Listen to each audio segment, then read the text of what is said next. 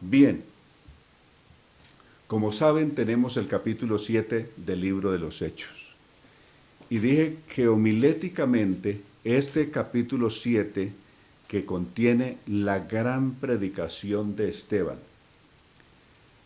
Esteban, el primer mártir del cristianismo, ya dijimos la vez pasada que él hace una exposición y nos deja una tremenda enseñanza. Primero, la diligencia que debe de tener todo hijo de Dios por conocer adecuadamente las Escrituras. Dos, si alguien predica la palabra, que realmente sepa la palabra. El mundo se ha llenado de predicadores por todas partes y de maestros por todas partes, pero son maestros que no saben la Biblia. Se llaman hasta doctores de la Biblia y de la Biblia saben un poco menos de cero. Hay personas que simplemente aprendieron sermoncitos, pero no aprendieron, no saben la Biblia. Este hombre, Esteban, es un ejemplo extraordinario y vamos a ver tres áreas que el predicador o el estudiante de la palabra del Señor debe conocer muy bien cuando va a exponer algo de la Biblia. Tres áreas que no le pueden fallar.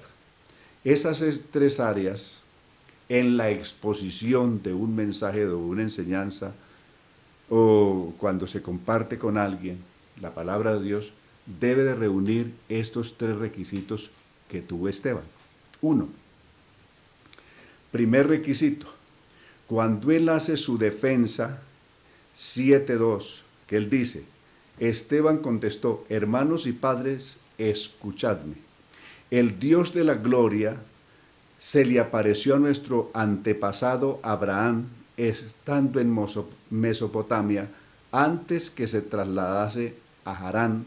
Las otras versiones dicen Harán, ya que la H en muchos casos antiguamente tenía el sonido también como de la J que nosotros pronunciamos ahora.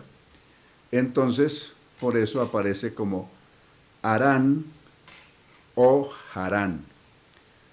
Si la H se toma como muda, simplemente sería Harán, pero si la H se toma como con el sonido también que tenía la J o epsilon, entonces sería Harán. Y aquí aparece Harán en la Nueva Biblia Viviente. Y le pidió, ¿qué le pidió Dios a Abraham estando en Mesopotamia? Le pidió que saliera de su tierra natal y se despidiera de sus familiares y emprendiera un viaje hacia una tierra que Dios le mostraría. Salió entonces Abraham de la tierra de los caldeos y vivió en Harán hasta la muerte de su padre. Luego lo condujo hasta esta tierra donde ustedes viven ahora. Entonces, primer conocimiento que el expositor debe de tener de la Biblia, conocer la historia. Asunto 2, conocer la geografía. Y asunto 3, conocer las Escrituras. Eso queda demostrado en esta introducción del sermón de Esteban. 1, con la producción que está a cargo de nuestra hermana Valeria Araque, como siempre, esta noche muy amable, nos va a pasar el mapa y el recorrido que hizo Abraham. Esto es lo que Esteban comenzó a citar en su defensa ante el Sanedrín malvado que lo estaba juzgando. Ahí tenemos el mapa, obsérvenlo. Ur de los Caldeos, donde vivía Abraham. Abajo, donde termina el país de Irak, que es el que está en todo el bañado por los dos ríos principales, que son el Tigris por el costado derecho y el Éufrates por el costado izquierdo.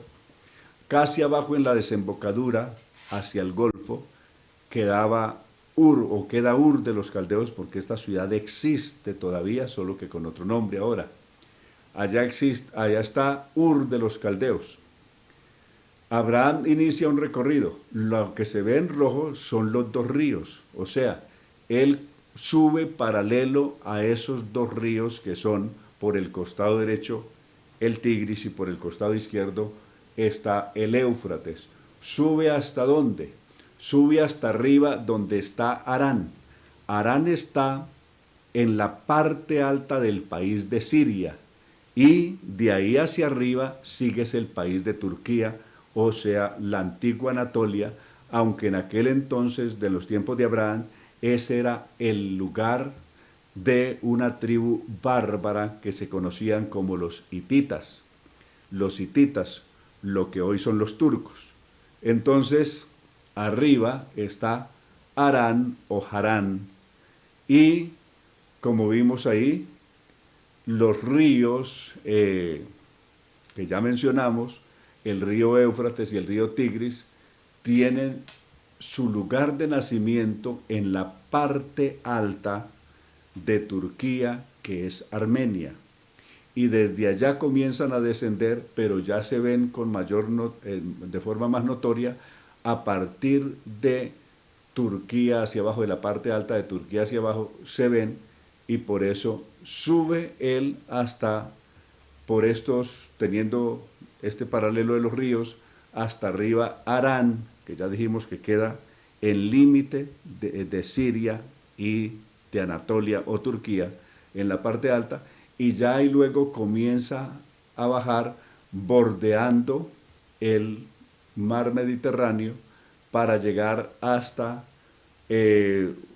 Betel, un lugar muy cerca de la actual Jerusalén, de la Jerusalén actual.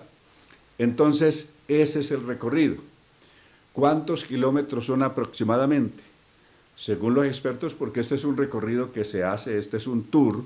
Cuando uno viaja al Medio Oriente, generalmente le ofrecen este tour de hacer el recorrido por las tierras bíblicas, partiendo desde Ur, abajo, en la parte baja de Irak, entre Irak e Irán, abajo, e iniciar el recorrido. Son unos 400 kilómetros, se sube bordeando el río, especialmente el Éufrates, es el recorrido que se hace bordeando el río Éufrates, hasta arriba a los límites entre Siria y Turquía, y luego se comienza a bajar ya por todo el costado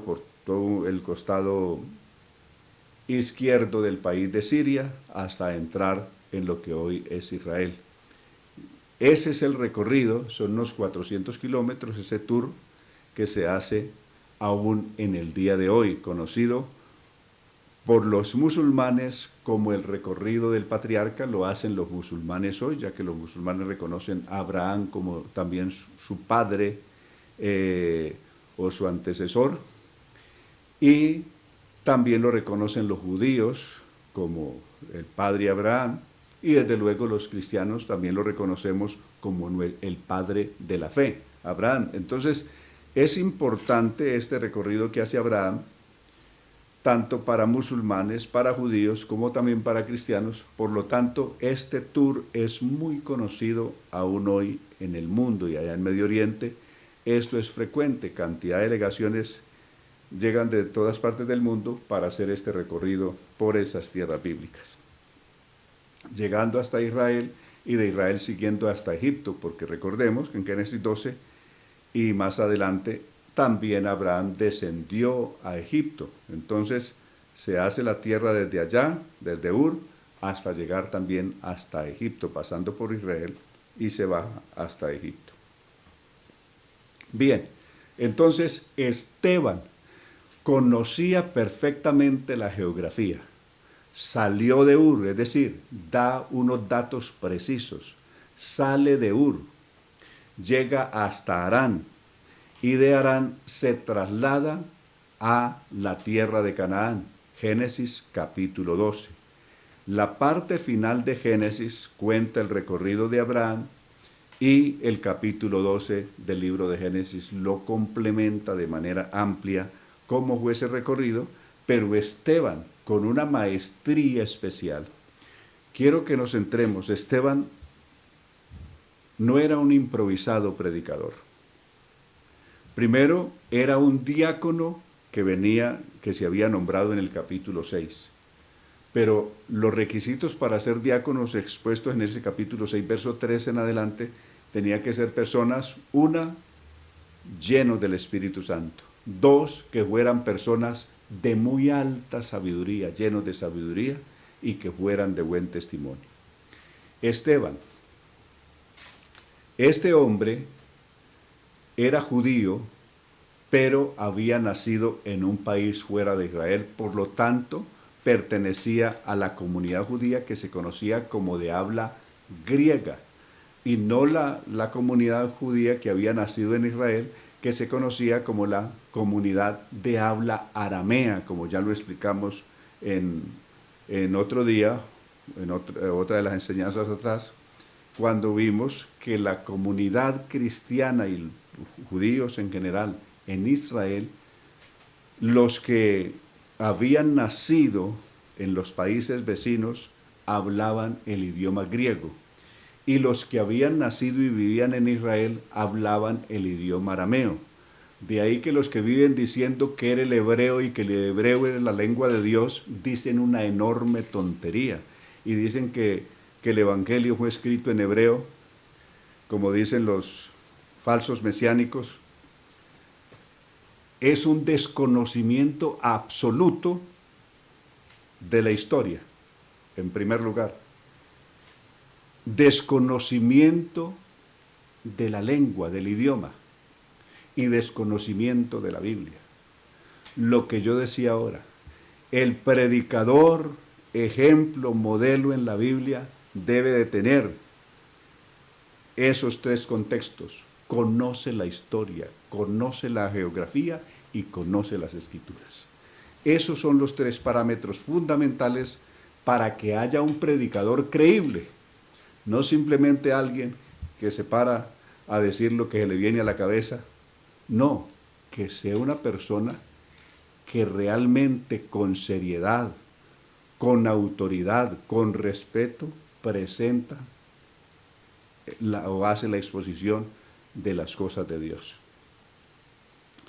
Entonces, ese es el recorrido citado por Esteban cuando inicia su defensa ante un Sanedrín que tal vez esté presidido por el mismo Caifás, que fue el que condenó a Jesús a muerte, por el mismo que mandó a azotar a los discípulos, a Pedro y a Juan, en los capítulos 4 y 5, por ese mismo malvado y perverso hombre que era el presidente, conocido como sumo sacerdote en ese momento y presidente del Sanedrín. Tal vez para este momento de cuando se enjuicia a Esteban, ya Nicodemo y José de Arimatea, que habían hecho parte de este Sanedrín, ya ellos no se mencionan, o sea, ellos ya se habían salido, ya se habían hecho a un lado, porque se habían identificado plenamente con el Evangelio de Jesús. ¿Quién sí estaba aquí? ¿Quién sí estaba aquí? Estaba Saulo de Tarso, según el capítulo 26, verso 9 del libro de los Hechos. Saulo sí estaba ahí. Según su propio testimonio dice que cuando lo mataban, es decir, cuando lo condenaron a muerte, dice Pablo, yo di mi voto. Pablo hacía parte, cuando Esteban fue enjuiciado y ejecutado, hacía parte del Sanedrín malvado de Jerusalén. De ese hacía parte Saulo de Tarso. Cuando le quitaron las ropas para luego lapidarlo, matarlo a piedra, las ropas se las entregaron a Saulo de Tarso. Es lo que está diciendo, que sus ropas se las entregaron a Saulo de Tarso, le entregaron las ropas de Esteban, del primer mártir del cristianismo. Bueno, de algo le sirvió haber recibido las ropas de un justo, para que a la postre más tarde pudiera él también llegar. Bueno, esos pues los datos así que también se deben conocer al iniciar este recorrido. Luego, veamos el amplio conocimiento que tiene este hombre de las Escrituras. Verso 4, salió entonces Abraham de la tierra de los caldeos y vivió en Harán, o en Harán, hasta la muerte de su padre. Es decir, aproximadamente unos 15 años vivieron allí en Harán hasta que Taré, padre de Abraham, murió. Luego Dios lo condujo hasta esta tierra donde ustedes viven ahora. Hay unos doticos que cuando Dios le aparece a Abraham le dice que salga, que se despida de su tierra, que se despida de su familia y que se vaya a la tierra que Dios le mostrará. Abraham obedeció en parte eso, no lo obedeció del todo, porque la idea es que él saliera solo con su esposa, pues no tenían hijos, pero él se enredó con su padre, que su padre lo quiso acompañar, y desde luego también lo quisieron acompañar sus otros dos hermanos, aunque uno murió muy rápido, y de este que murió, pues le quedó un sobrino que fue Lot, y ellos también caminaron con él hasta Harán. Ya en Harán, muerto Taré, se sabe, por la misma historia bíblica, que Abraham ya ahí sí sigue con su esposa y solamente lo acompaña Lot, es el único que lo acompaña. Su otra familia se regresan otra vez a la tierra de los caldeos, se regresaron algunos y otros permanecerían en Harán. Así queda la familia de Abraham.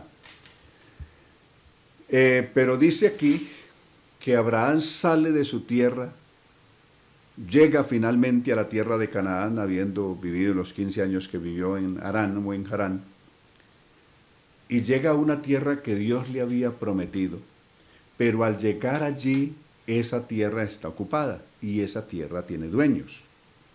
No había cómo tomar siquiera un poco de esa tierra y hacer siquiera allí su viña o su finca. Esa tierra tenía dueños. Por eso en el verso 5 dice, pero no le concedió que poseyera en ella ni el más mínimo pedazo de terreno.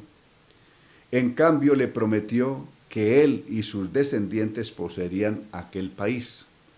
Dios, sin embargo, en Génesis 12, habla con Abraham y le dice que de cierto lo va a bendecir, que esa tierra donde él está parado va a ser de él, va a ser de su descendencia, y aunque ahora esa tierra es ajena.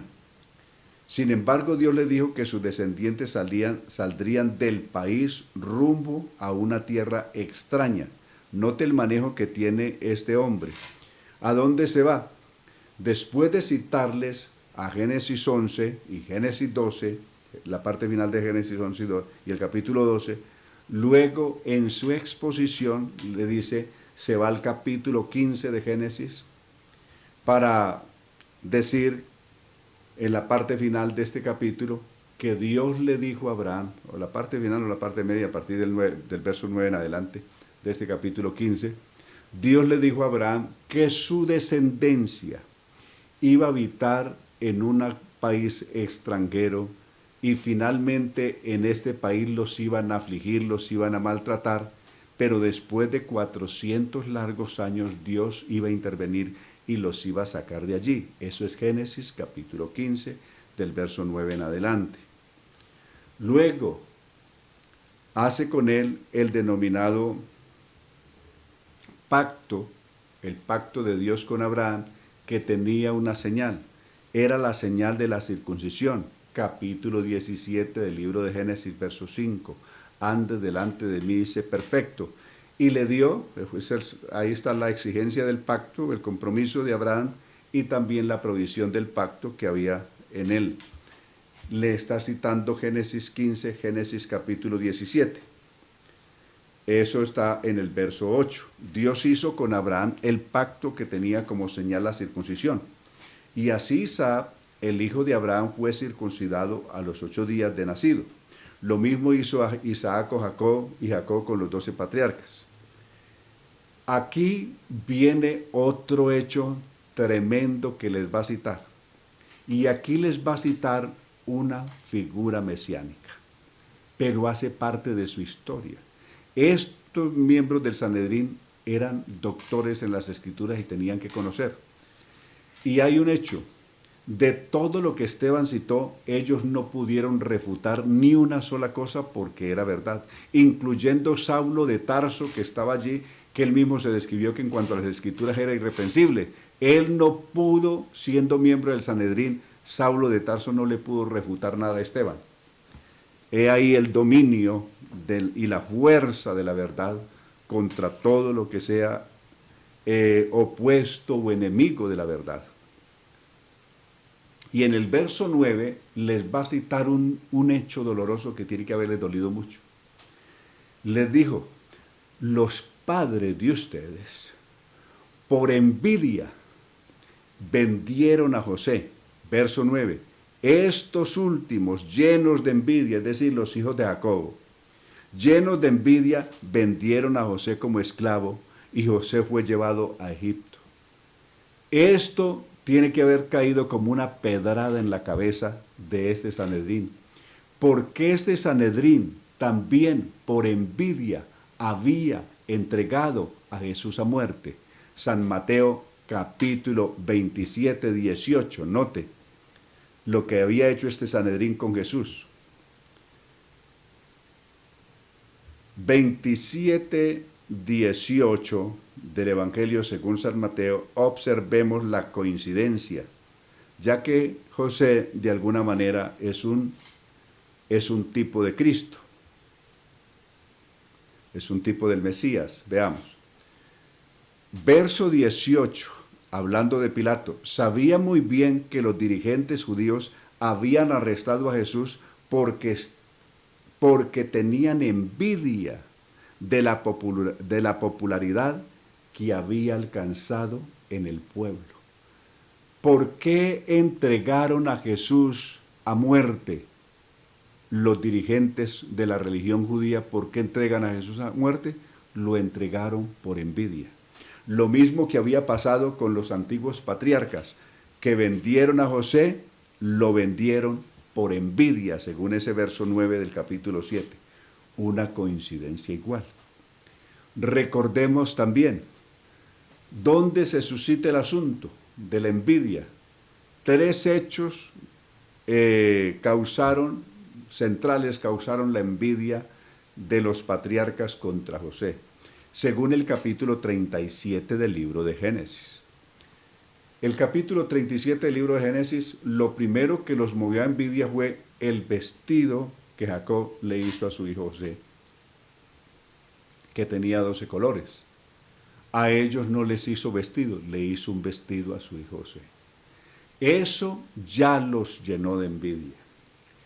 Asunto 2, verso 7, el sueño primero que tiene José que les contó, que había tenido un sueño que estando con sus hermanos en el campo, cortando espigas, manojos, cabillas, encontró que vio que un manojo suyo estaba, a pesar de estar cortado, estaba derecho, es decir, estaba puesto de manera vertical como si estuviera plantado. En cambio, las gavillas o los manojos de ellos estaban doblados ante el manojo de José, el manojo de trigo. Ellos, ¿cómo lo interpretaron? De manera irónica, lo interpretaron diciéndole, ¿es que crees tú que vas a señorear sobre nosotros? Y en efecto, así pasaría años más tarde cuando tuvieron que llegar humillados con la cabeza clavada y humillados casi a la altura de los pies de José, pidiendo misericordia y que les vendiera un poco de trigo para paliar el hambre que se hacía muy fuerte en Canaán, y tuvieron que llegar humillados ante el Señor de los egipcios para que les vendiera trigo, para que les diera pan. Así pasó. Luego, en los versos 9 y 10 vino el segundo sueño de José. Y este sueño se lo contó no solamente a sus hermanos, sino que se lo contó a su padre. En ese sueño José había visto al sol, la luna y las estrellas humilladas o postradas ante José. Es decir, que se inclinaba el sol, la luna y las estrellas se inclinaban ante José. ¿Cómo interpretó Jacob el sueño? Ahí ya es su padre que lo interpreta airado y también de manera despectiva. Le dice esto a José: ¿crees tú que yo, tu madre y tus hermanos nos vamos a humillar ante ti o que tú vas a señorear sobre nosotros? Cosa que en efecto pasó. ¿Qué representa el sol ahí? Representa a Jacob, su padre. ¿Qué representa la luna? Representa a la madre de José. ¿Qué representan las estrellas? Los 11 hermanos de José, es decir, el resto de los patriarcas. Igual que la mujer de Apocalipsis capítulo 12, verso 1, la mujer que estaba vestida del sol, Jacob, la luna, la madre de los hijos de Jacob, las madres de los hijos de Jacob, no solamente la de José. Y las 11 estrellas con que está vestida la mujer, las estrellas, los hijos de Jacob. Entonces la mujer que está vestida del sol, la luna y las estrellas no es María, ni es ninguna otra cosa. Es la nación de Israel que nace del sol, que es Jacob, de la luna, que es la madre de sus hijos, o las madres, y de sus 12 hijos, incluyendo a José. De eso está vestida la mujer de Apocalipsis 12 en esa primera señal de Apocalipsis 12 que aparece allí. Entonces, eso sirve para aclarar también estos asuntos. Entonces, aquí ellos por envidia lo entregaron, pero ellos ni remotamente pensaron de que a futuro José de cierto iba a señorear sobre ellos y lo que es mejor, los iba a salvar de morir. Si José no los hubiera salvado, todos ellos se habrían muerto de hambre, habrían desaparecido completamente, habrían sido aniquilados por el hambre que vino en esos 7 años si José no los salva. Y no solamente eran ellos los que hubieran perecido, sino todos esos países de aquel entonces habrían muerto si no hubiera sido por José. José fue el salvador de ese mundo antiguo. Jesús es nuestro gran salvador hoy. También fue entregado por sus hermanos judíos, fue entregado por envidia.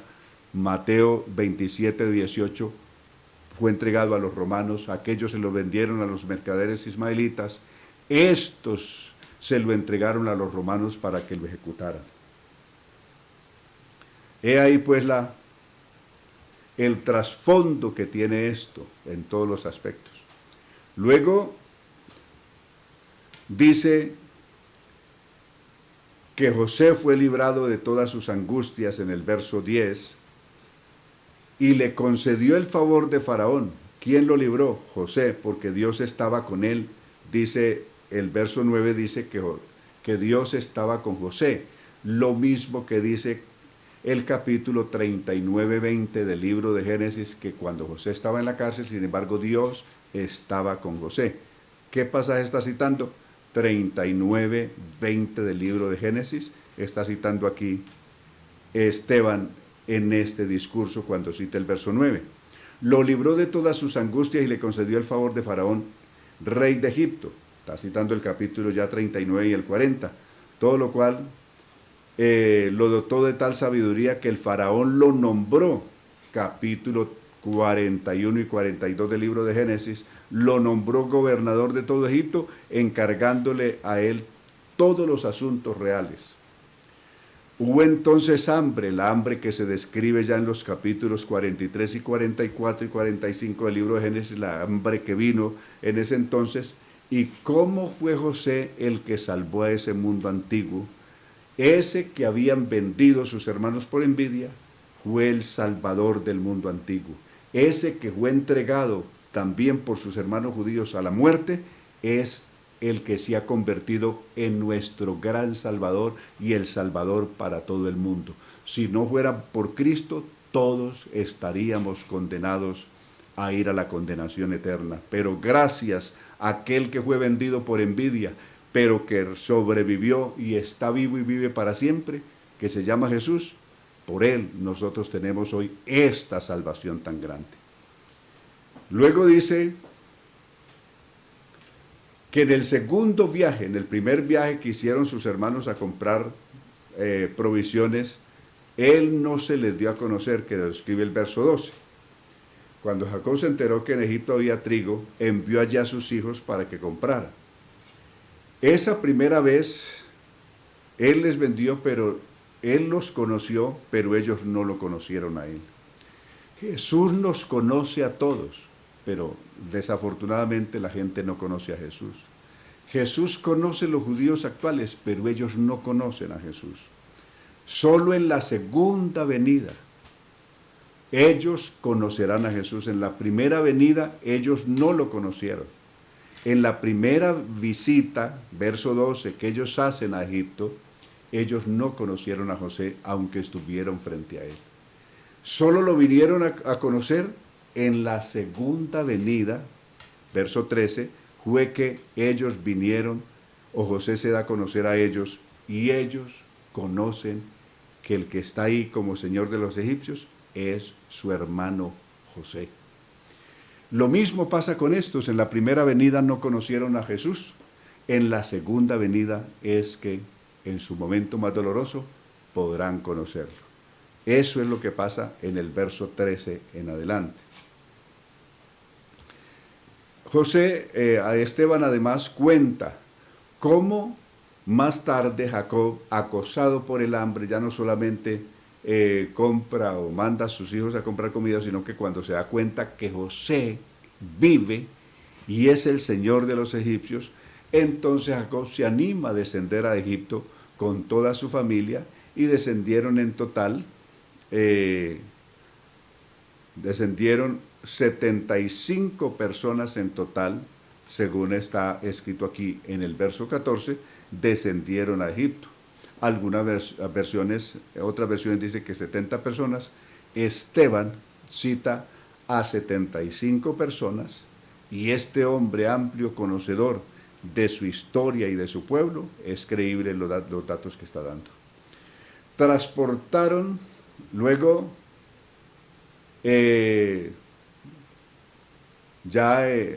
a medida que murieron, que fueron muriendo en Egipto Jacob y sus hijos, cuando Jacob fue a morir, le pidió a sus hijos que no dejaran sus huesos en Egipto, sino que los llevaran cuando salieran, los sacaran de allí y los llevaran a la tierra de Canaán. Lo mismo les dijo José antes de morir: Dios ciertamente los visitará, pero cuando Dios los visite para sacarlos de aquí, no me dejarán aquí, sino que llevarán mis restos conmigo hacia la tierra prometida. José, Jacob y José no quieren quedarse en Egipto. Ellos piden que ellos también vayan hacia la tierra prometida. Nosotros, al igual que Jacob y José, no queremos quedarnos aquí. Queremos que cuando Dios nos visite, irnos también con Él, que eso es lo que pidieron en los capítulos 48 y 49 del libro de Génesis. 48. Cuando Dios los visite, no nos dejen aquí, nos llevarán. Y es así como cuando Israel salió de Egipto, se llevaron los restos de José. A Jacob hicieron el esfuerzo de ir con José y lo enterraron en tierra de Canaán cuando murió. Ahí está el capítulo 49 del libro de Génesis. Y José, los restos de José, cuando salieron de Egipto en Éxodo 12, se llevaron los restos de José para también darle sepultura en la tierra de Canaán. Verso 17, cuando se acercaba el día en que Dios cumpliría la promesa que había hecho a Abraham, ya el pueblo se había multiplicado enormemente. Es decir, cuando se acercaba el tiempo de Génesis 15, 9 en adelante, que Dios los visitaría después de 400 años para sacarlos de esa nación que los iba a maltratar. Cuando se aproximaba el tiempo, el pueblo se había multiplicado, pero comenzaron a maltratar al pueblo, y los padres tenían que abandonar a sus hijos varones cuando nacían para que los mataran. Los abandonaban en manos de las parteras para que los mataran. Y en esos días nació Moisés. ¿Por qué vino esto? Porque se levantó otro rey, otro faraón en Egipto que ya no conocía a José. Todos los faraones que tenían alguna referencia y algún conocimiento de lo que José había hecho por ellos, por los egipcios, entonces tenían un respeto por el pueblo de José. Pero cuando se levantó un rey que ya no conocía a José, este comenzó a maltratar al pueblo. ¿Por qué? Porque tuvieron miedo de que los egipcios los hebreos crecían mucho más, es decir, el crecimiento demográfico era más en los hebreos que en los mismos egipcios, y tenían el temor que un día estos hebreos, siendo un pueblo más grande, los iban a someter a ellos y iban a terminar esclavizados. Entonces por eso tomaron la decisión de buscar deshacerse de todos los niños varones que nacieran. Ya ustedes saben la historia, citadas en el capítulo 1 del libro de Éxodo.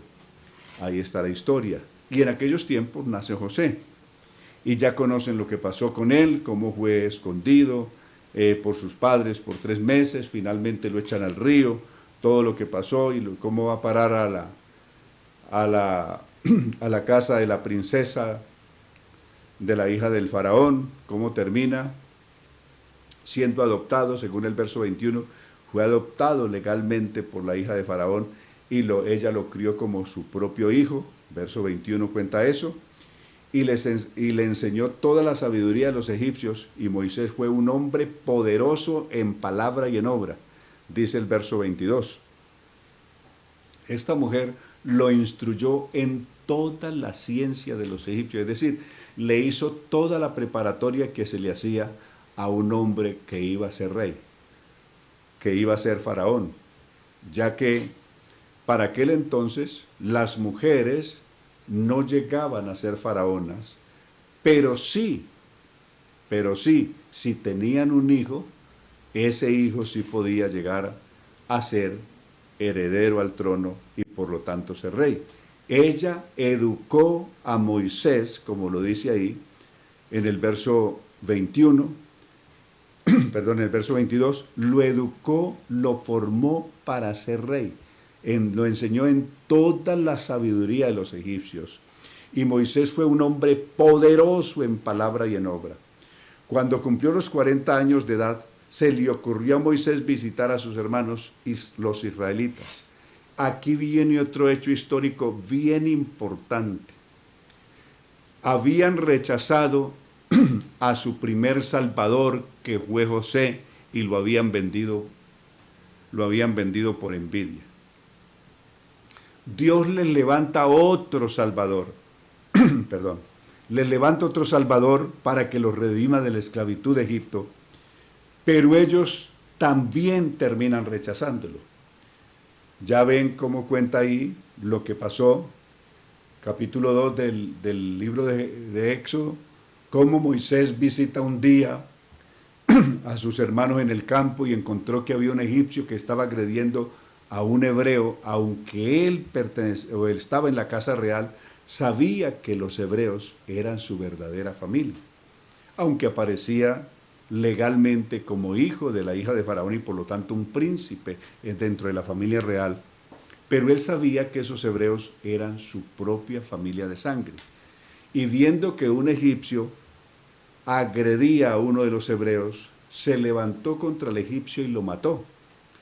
Entre las cosas que tenía que aprender un hombre que iba a ser faraón de Egipto o rey de Egipto, era entrenado en todas las estrategias de milicia, de guerra, del combate cuerpo a cuerpo. Ellos eran entrenados para todo eso, porque los reyes tenían que salir a la guerra y los príncipes tenían que ir a la guerra. Entonces, Moisés era un estratega en cuestión de ir al combate cuerpo a cuerpo, y cuando el egipcio reacciona contra él, pues Moisés, que había recibido todo un entrenamiento militar, pues sabe más que el otro y por lo tanto en un solo giro, de un solo girón, pues lo mata, se deshace el egipcio. Al otro día él visita de nuevo a sus hermanos y encontró que son 2 hebreos los que están agrediéndose mutuamente. Interviene para separarlos y aquí el rechazo de sus hermanos. ¿Quieres matarnos como mataste al egipcio ayer? Ellos no entendieron que Moisés buscaba salvarlos, que era un agente de Dios, un instrumento de Dios para salvarlos. Ellos no entendieron nunca eso y rechazaron a Moisés. Y Moisés se fue de Egipto por 40 años. Lo mismo ha pasado ahora. cuando vino Jesús a tratar de salvarlos a ellos, también lo rechazaron, también lo expectaron, también ¿qué diríamos? Se rebelaron contra él y no quisieron entenderlo, ni oírlo, ni obedecerlo. Y por lo tanto quedaron condenados a un triste abandono de Dios que llevan a lo largo de todos estos siglos transcurridos de Jesús hasta acá, un tremendo abandono de Dios. Ellos están abandonados de Dios a consecuencia de haber rechazado al Mesías. Verso 25, Moisés pensaba que sus hermanos comprenderían que Dios lo había enviado para ayudarlos, pero no fue así. Al siguiente día, ahí está lo que ellos le dijeron. Al ver que se peleaban, en los versos siguientes, pensaban, verso 28, ¿o piensas matarlos como mataste al egipcio ayer? Al escuchar Moisés esto, huyó del país y se fue a vivir a la tierra de Madián, donde vivió como extranjero y tuvo 2 hijos. Le casaría con Séfora, allá en la tierra de Madián, teniendo como suegro a Jetro, en fin. Estuvo 40 años, verso 35. Esos 40 años en el desierto. Después de esos 40 años, Dios se le aparece a Moisés en el capítulo 3 y lo llama para que vaya a Egipto. Verso 30 comienza a contar eso y el 31 comienza a contar cómo Dios se le aparece después de esos 40 años y le dice que a él lo había escogido para que vaya a salvar a sus hermanos que están en Egipto, pues el clamor de ellos había subido a la presencia de Dios. Lo que pasó en la zarza, capítulo 3 del libro de Éxodo. Es un hombre que no tiene la Biblia en la mano como nosotros la tenemos hoy, ni tiene un pergamino para estarlo leyendo. Él tiene toda la Biblia en la mente. La importancia de que el que expone la palabra de Dios conozca las Escrituras. Y así sucesivamente es la exposición que él está haciendo, que es una exposición realmente admirable. Lo que pasa en la zarza, luego los milagros que Dios hizo a través de Moisés en toda la tierra de Egipto, y finalmente el gran milagro que fue definitivo en el Mar Rojo, que lo describe la parte final del verso 36, milagros tanto como que aquella tierra, como en la tierra de Egipto, como en el Mar Rojo, y en el desierto durante 40 años. Dios hizo milagros en Egipto, los hizo en el mar al sacarlos de Egipto y llevarlos al desierto, a la tierra de Arabia inicialmente, y luego los milagros que Dios hizo durante 40 años en el desierto. Y luego Moisés le dio al pueblo de Israel a Israel, que de entre ustedes, sus hermanos, les dijo, Dios levantaría un profeta semejante a él, citando 18:15 del libro de Deuteronomio. En el desierto Moisés estuvo como mediador entre el pueblo de Israel y el ángel que en la cumbre del Sinaí le entregó las palabras de vida para comunicárselas a nuestros antepasados. Pero nuestros padres rechazaron a Moisés y como sentían deseo de regresar a Egipto, lo que pasó en el caso cuando Moisés estuvo en el monte, que le pidieron a Aarón que les hiciera un ídolo que los llevara de nuevo de regreso a Egipto, lo que está contando el libro de Éxodo. Haznos dioses que nos guíen de regreso, porque no sabemos qué le sucedió a Moisés, el que nos sacó de Egipto. Ahí es cuando hicieron el becerro, aquello, en fin, todo lo que pasó allí. En razón del cual se celebra hasta el día de hoy el famoso Yom Kippur, cuando Dios los fue a destruir, vino la intervención, la oración, el ruego de Moisés ante Dios para que Dios los perdonara y no los destruyera. Y por lo tanto, desde ese día y hasta el día de hoy, cada año se celebra el día de la expiación, el día del sacrificio, el día del perdón, recordando ese momento cuando Dios los perdonó después de su tremendo pecado de rebelión y de idolatría y de desconocimiento del Dios verdadero. En fin, hoy se celebra todavía y a lo largo de los años se celebra el día del Yom Kippur o el día de la expiación o del perdón. Como es tan grande esto y no quiero robarle nada, dejamos hasta aquí y el próximo miércoles iremos del verso 42 hasta el final, porque esta es la parte más álgida de todo el asunto. Y ya en estos minutos que tengo, simplemente para citarlos y pasarlos ahí como de paso, como de afán, no quiero que saboreemos bien, que tomemos el sabor realmente de la palabra de Dios, que la almacenemos en el corazón, y esta parte, que es la parte definitiva, la vamos a ver con todos los detalles el próximo miércoles en la voluntad del Señor, de este verso 49, hasta aquel, no un triste final, sino un glorioso final. Terminar la vida viendo a Jesús con los propios ojos, viendo los cielos abiertos y viendo a Jesús y hablando con Él, no es terminar en derrota, es terminar con la más grande victoria que puede terminar un hijo de Dios. Pero lo veremos en sus detalles este próximo miércoles.